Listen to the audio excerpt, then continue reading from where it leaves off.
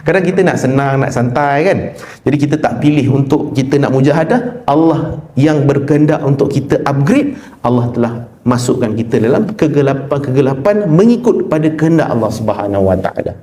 Dia boleh jadi kita ada isu tentang hubungan keluarga, boleh jadi kita ada isu tentang kesihatan, boleh jadi kita ada isu tentang kewangan. Ini semua kegelapan-kegelapan yang Allah create untuk kalau kita lulus dalam kegelapan tersebut, kita akan jadi lebih baik, manusia yang lebih baik di sisi Allah Subhanahu Wa Taala.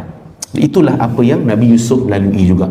Maknanya kalau nanti kita lalu fasa gelap, kita akan teringat, oh inilah telaga aku. Kita lalu fasa yang kita tak suka, oh inilah penjara aku. Dan somehow, tuan-tuan ingat tak pesan ustaz-ustaz, kalau setiap kali nak masuk bulan Ramadan, Ramadan itu adalah ibarat madrasah. Yang siapa keluar daripada madrasah itu, semua orang akan lalu madrasah, semua orang akan lalu Ramadan, semua orang akan masuk Ramadan. Bukan takat kita je, kawan kita yang agama lain masuk juga Ramadan. Dia tak ada pula macam, oh Ramadan kami tak masuk ni bulan. Semua masuk juga, semua lalu juga. Cuma tuan-tuan, kenapa ada orang dia keluar Ramadan, dia tetap orang yang sama. Dan ada juga yang dia keluar Ramadan, dia jadi orang yang berbeza.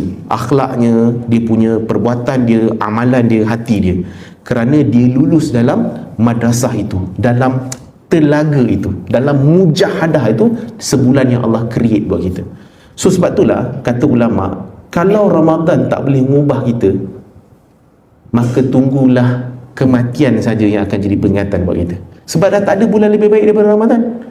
Samalah juga tuan-tuan dalam isu ataupun konteks Nabi Yusuf ini, telaga dan penjara menjadi orang kata simbolik kepada kehidupan kita punya kegelapan. Tuan-tuan, are we good? Boleh ke kakak ni? Boleh faham telaga dengan penjara ni? So bukan hanya sekadar telaga, bukan hanya penjara, tapi dia ada kaitan dengan kehidupan kita. Okey.